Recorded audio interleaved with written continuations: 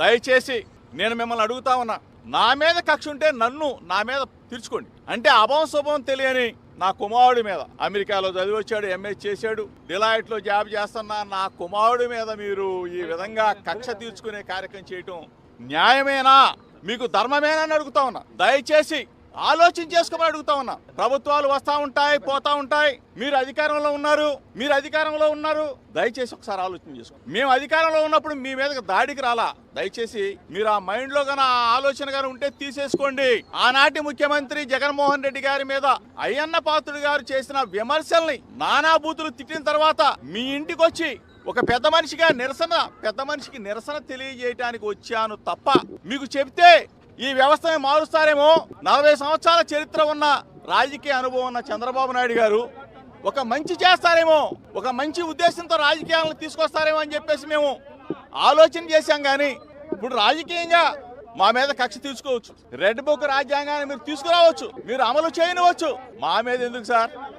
అభం శుభం తెలియని పిల్లల మీద ఏంటి సార్ ఇది? దయచేసి మీకు కూడా పిల్లలు ఉన్నారు, నీకు కూడా పిల్లవాడు ఉన్నాడు. మీ ఇంటికి మా ఇల్లు ఎంత దూరమో మా ఇంటికి మీ ఇల్లు కూడా అంతే దూరం సార్.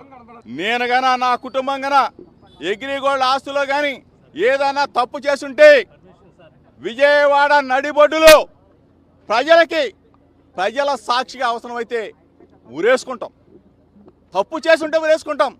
అంతేగాని ఇట్లా మమ్మల్ని బలహీన వర్గాలను వేధించడం న్యాయమా, ధర్మమా? చంద్రబాబు నాయుడు గారు, రెడ్ బుక్ గురించి నేను చాలా క్లారిటీ ఇవ్వాలనుకుంటున్నాను ఈరోజు. నా ప్రతి స్పీచ్ చూడండి, ఎవరైతే చట్టాలు ఉల్లంఘించి కార్యకర్తల్ని ప్రజల్ని ఇబ్బంది పెట్టారో వాళ్ళని నేను వదిలిపెట్టాను అని స్పష్టంగా హామీ ఇచ్చాను. మళ్ళీ రిపీట్ చేస్తున్నా, చట్టాలు ఉల్లంఘించిన ఓకే. జోగి రమేష్ గారు అబ్బాయి ఏం చేశాడో ప్రజలు తెలుసుకోవాలి. అగ్రిగోల్డ్ భూమి పత్రాలు తీసుకుని ఫేక్ పత్రాలు సృష్టించి అతని పేరుపై ట్రాన్స్ఫర్ చేసుకుని అమ్మేశాడు. అగ్రిగోల్డ్ బాధితులు చాలా మంది ఇప్పటికీ ఇబ్బంది పడుతున్నారు, వాళ్ళకి రావాల్సిన డబ్బులు ఇంకా చాలా ఉన్నాయి. అగ్రిగోల్డ్ భూములపైన ఫేక్ పత్రాలు సృష్టించి అమ్మేశాడు, డబ్బులు సంపాదించాడు. అంటే యాక్షన్ తీసుకోకూడదా తెలుగుదేశం, జనసేన, భారతీయ జనతా పార్టీ ప్రభుత్వం? రేపు లిక్కర్లో కూడా యాక్షన్ తీసుకుంటాం, ఇసుక దండాల్లో కూడా యాక్షన్ తీసుకుంటాం. అంటే అడ్డగోలుగా ప్రజల భూమి దోచేసినా మేమేం పట్టించుకోకూడదా? నేను ఆనాడు హామీ ఇచ్చా, ఊరూరు మాట్లాడా ఎర్ర బుక్ గురించి. ప్రజలకి నేను హామీ ఇచ్చా, ఎవరైతే చట్టాన్ని ఉల్లంఘించారో వాళ్ళని నేను వదిలిపెట్టే ప్రసక్తే ఉండదు అని నేను ఊరూరు మాట్లాడాను స్వామి. ఎర్ర బుక్ పట్టుకుని తిరిగా చూపించా ప్రజలకి.